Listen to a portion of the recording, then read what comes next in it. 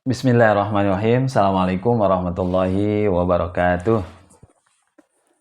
Innal hamdalillahi nahmaduhu wa nasta'inuhu wa nastaghfiruhu wa na'udzu billahi min syururi anfusina wa min sayyiati a'malina.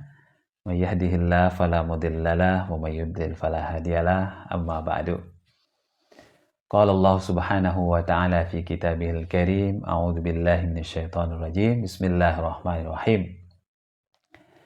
Qul ya ayyuhal kafirun la a'budu ma ta'budun wa la antum 'abiduna ma a'bud wa la ana 'abidun ma 'abadtum wa la antum 'abiduna ma a'bud lakum dinukum waliyadin. Shadaqallahul azim. Para pemirsa Salihuddin Hasim Official di mana saja berada, selamat bertemu kembali dalam sebuah bincang-bincang singkat yang bertemakan tentang bagaimana kita umat Islam menguatkan dasar-dasar keyakinan kita kepada agama kita, yaitu agama Islam. Alhamdulillah telah hadir kembali bersama kami di studio seorang Ustadz Genzi. Ya, panjang umur. Assalamualaikum Ustadz. Waalaikumsalam. Kaifal hal? Alhamdulillah. Ya, ini Ustadz Nasrianto ini untuk sampai ke tempat kami harus melakukan perjalanan berjam-jam ya, demi untuk melanjutkan silaturahim kami yang belum kami tuntaskan beberapa hari yang lalu. Begini Ustadz Nasrianto, tadi sebagai pembuka podcast kita membahas tentang salah satu surah dalam Al-Quran, yaitu surah Al-Kafirun. Ya, mungkin Ustadz bisa berkomentar sedikit tentang surat ini. Apa yang Ustadz ketahui tentang surah Al-Kafirun ini? Dalam surah Al-Kafirun ini berceritakan tentang di mana orang-orang kafir menghina ajaran Rasulullah SAW. Jadi pada saat itu Rasulullah SAW berdakwah, sudah mulai berdakwah secara terang-terangan, dan kemudian datanglah orang-orang kafir dan menghina ajaran Rasulullah SAW yang sudah ia ajarkan kepada orang-orang yang ada di sekitarnya untuk masuk ke dalam agamanya, sehingga pada banyak orang-orang kafir merasa iri, merasa dengki kepada Rasulullah, sehingga ajakan Rasulullah ini membuat hati orang-orang kafir ini untuk masuk ke dalam agama Islam. Dan turunlah, setelah orang-orang kafir ini menghina ajaran Islam, maka turunlah ayat ini. Turunlah ayat surah Al-Kafirun yang berkenaan dengan ajaran Rasulullah SAW. Dan di akhir ayat tersebut, di akhir surah tersebut ada ayat yang berbunyi tentang lakum dinukum waliyadin, untukmu agamamu dan untukmu agamaku. Untukmu agamamu dan untuk agamaku. Oh iya, untukmu agamamu dan untukku agamaku. Iya. Ya, maksudnya ialah jangan pernah untuk mencampuri urusan dari agama orang tersebut. Urusilah agama masing-masing, maka kami akan urusi agama kami sendiri. Iya. Jika kalian mengurusi agama kami, maka kami pun akan mengurusi agama kalian. Maka oleh sebab itu, jangan pernah untuk saling menghina agama sendiri, ya, agama saudara kita, agama sesatu sama lain, karena masing-masing orang pasti berbeda keyakinan. Karena tidak jauh daripada hal ini ada salah satu dari agama dari saudara kita, tidak perlu dari agama itu, saya tidak perlu sebut agama itu agama apa. Jadi seorang pembesarnya ini menghina daripada agama kita, menghina daripada zakat kita, sholat kita, bagaimana cara kita untuk bersuci, untuk melaksanakan ibadah kita.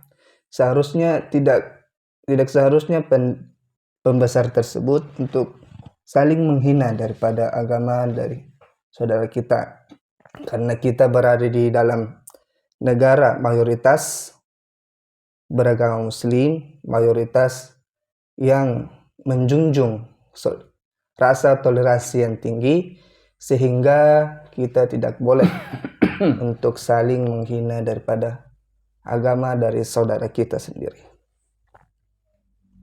Iya. Baik Ustadz, dari penjelasan tadi itu banyak sekali poin-poin penting barangkali yang perlu kita dalami kembali. Yang pertama kita berangkat dari surah Al-Kafirun. Surah ini kan diturunkan oleh Allah Subhanahu wa Ta'ala sebagai respon atas khawatirnya pembesar-pembesar Quraisy terhadap pergerakan dakwah yang dilakukan oleh Rasulullah SAW, dan tentu umat Islam itu semakin hari semakin bertambah pengikutnya. Orang-orang yang beriman kepada Allah, kepada Rasulullah SAW, hari demi hari mereka menyatakan keislamannya. Nah, melihat kondisi itu, para pemuka Quraisy tentu bagaimana melakukan berbagai macam trik strategi agar Rasulullah SAW itu mau bekerja sama dengan kaum Quraisy gitu. Kaum Quraisy menawarkan, ya Rasulullah, wahai Muhammad, bagaimana kalau seminggu kami beribadah bersamamu dan seminggu juga engkau beribadah bersama kami gitu.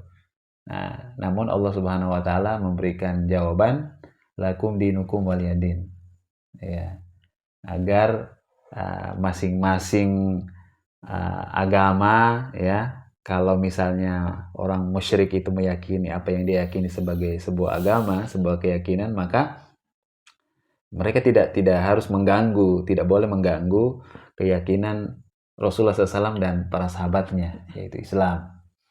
Nah, itu yang pertama. Kemudian yang kedua, ini kan seperti yang Ustadz tadi sampaikan bahwa ada seorang pemuka agama dari agama tertentu yang juga viral di sosial media. Dalam sebuah khutbahnya, beliau menyampaikan di hadapan jemaatnya, di depan pengikutnya, beliau membandingkan tentang zakat yang kita umat Islam menunaikannya 2,5%, 2,5%, dan apa itu istilahnya persepuluhan. Ya, kalau persepuluhan itu tidak jauh-jauh beda lah, seperti apa yang misalnya kita umat Islam menunaikannya, hanya saja peruntukannya juga berbeda. Kalau kita membayar zakat itu peruntukannya kepada 8 asnaf, kepada 8 golongan, mulai dari fakir, miskin, amil, ibnu sabil, sampai yang ke-8 golongan itu. Nah, kalau persembahan yang persepuluhan tadi itu, yang 10% itu, menurut penjelasan sang tokoh agama ini, itu peruntukannya kita nggak tahu kemana. Boleh jadi itu hanya kepada orang-orang tertentu, kepada person-person tertentu saja. Misalnya tokoh agamanya yang menikmati atau untuk pengelola agama itu sendiri. Wallahu alam. Yang jelas kita umat Islam sebetulnya kita tidak ingin mencampuri apa yang menjadi urusan agama yang lain. Silakan gitu. Masing-masing agama punya wilayah, apa yang harus mereka lakukan terhadap umat mereka. Hanya saja yang sangat kita sayangkan itu adalah tokoh agama ini, terlalu terlalu pede begitu, menjadikan zakat itu sebagai bahan lelucon.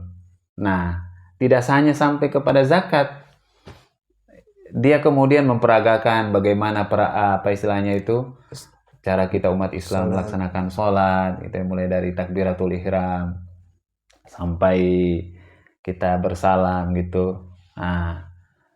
Nah, sang pemuka agama ini mengatakan bahwa kenapa kita tidak perlu beribadah seperti umat Islam gitu.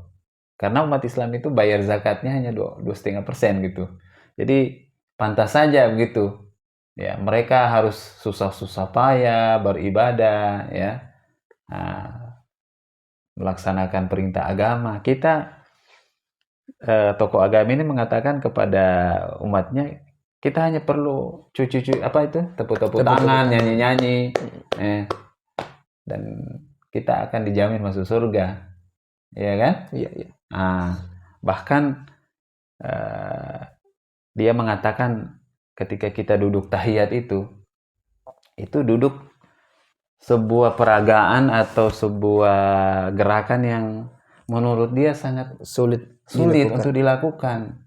Ya, lagi-lagi ini sebuah perkara yang tidak boleh dianggap remeh karena sudah masuk ke hal-hal yang sifatnya mengganggu agama lain. Iya. Gitu.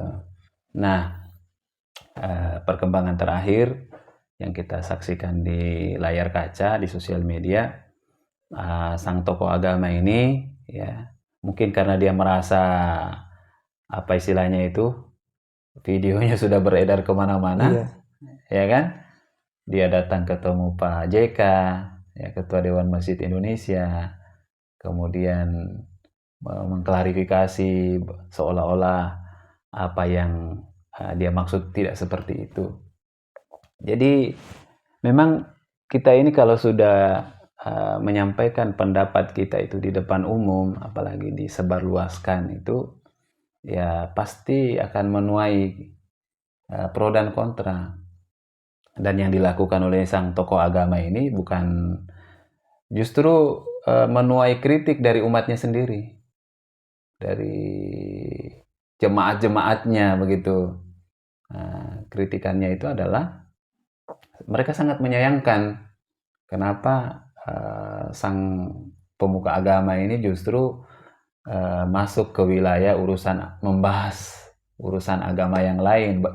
Bagaimana kalau dia fokus saja membahas urusan agamanya sehingga umatnya itu menjadi paham terhadap ajaran agama mereka.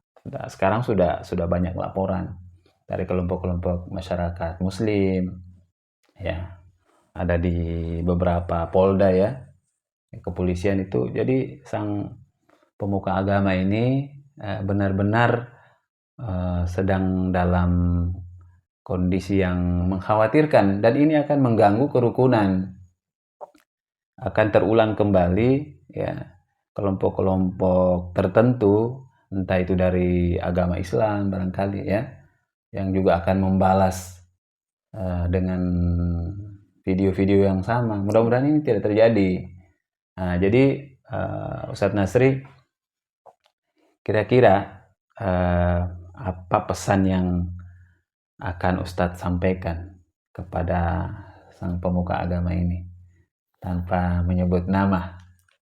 Ya, harapan Ustadz sebagai perwakilan Gen Z gitu, agar generasi-generasi muda, khususnya kita yang seusia Ustadz Nasri ini tidak terprovokasi ya, tidak mudah terbakar amarah begitu ya. Bagaimana kita mensikapi persoalan ini sehingga kemudian tidak melahirkan persoalan-persoalan yang buruk ke depannya. Silakan Ustaz. Pesan saya untuk kepada para pembesar agama, pembesar Muslim, pembesar agama ataupun Islam atau agama-agama yang lain. Iya. Jangan pernah untuk saling menghina daripada agama yang lain, agama saudara-saudara kita, karena setiap agama pasti memiliki caranya tersendiri untuk melakukan ibadahnya kepada Tuhan mereka masing-masing.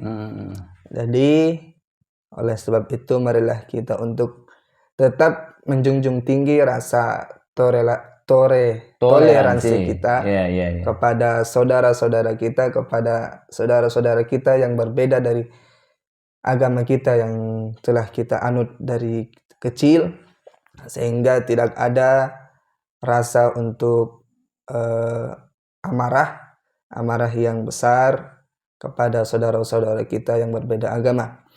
Terkhusus kepada saudara muslim saya yang di luar sana, jangan untuk menanggapi hal ini dengan besar-besar, karena pemuka agama tersebut sudah membuat video klarifikasi, sudah dipertemukan dengan pemuka-pemuka agama Islam, dihadapkan langsung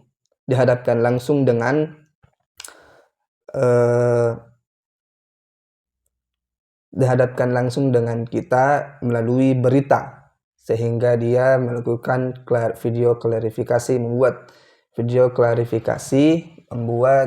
video perminta maafan kepada kita semuanya. Jadi kita jangan untuk saling menghina dari agama saudara kita. Tidak membalas perlakuan yang buruk dengan perbuatan yang buruk. Iya. Saya kira itu kata kuncinya buat kita semuanya. Negara kita adalah negara yang Bhinneka Tunggal Ika. Ya, kita berbeda agama, berbeda bahasa, ya, tetapi kita disatukan oleh Negara Kesatuan Republik Indonesia, dan kita juga menyembah Tuhan yang sama, yaitu Allah Subhanahu wa Ta'ala. Ya. Terkait bagaimana cara kita menyembah Allah Subhanahu wa Ta'ala, ya, kita sebagai umat Islam diingatkan oleh Allah Subhanahu wa Ta'ala dalam Quran surah Al-Kafirun tadi itu, lakum dinukum waliyadin. Ya, bagi kita umat Islam, mari kita perkuat keimanan kita kepada Allah Subhanahu wa Ta'ala, memperbaiki bagaimana cara kita menyembahnya, beribadah kepadanya, terus menguatkan literasi kita, ya, sehingga kemudian kita semakin bersemangat untuk melaksanakan ajaran agama kita, dan kita mencoba menghindarkan diri kita untuk tidak mengganggu keyakinan agama yang lain. Karena kalau kita sudah masuk di wilayah itu, maka kerukunan agama, kerukunan antara umat beragama itu akan terganggu kembali, dan ini akan melahirkan ketidakharmonisan sesama anak bangsa. Ya, demikian bincang-bincang singkat kami bersama Ustadz Nasrianto. Kita doakan semoga hari ini beliau akan melanjutkan perjalanan kembali ke Kolaka, dimudahkan urusannya oleh Allah Subhanahu wa Ta'ala, dan bisa menunaikan tugasnya kembali untuk mengajar. Boleh diperkenalkan pesantren mana tempat kita mengajar? Nama pesantren pesantren Pondok Pesantren Amizan Husain, Desa Liku. Desa Liku, Kecamatan Samaturu, Kabupaten Kolaka. Baik, Kabupaten Kolaka, Sulawesi Tenggara. Terima kasih para pemirsa sekalian. Jangan lupa untuk terus mengikuti, menonton video-video kami. Bagi yang belum bersedekah, like, komen, dan subscribe. Sekarang waktunya, mari kita bersama mendukung channel ini. Semoga kedepannya kami terus menghadirkan para narasumber yang memuaskan untuk selalu kita tonton. Demikian, Assalamualaikum warahmatullahi wabarakatuh.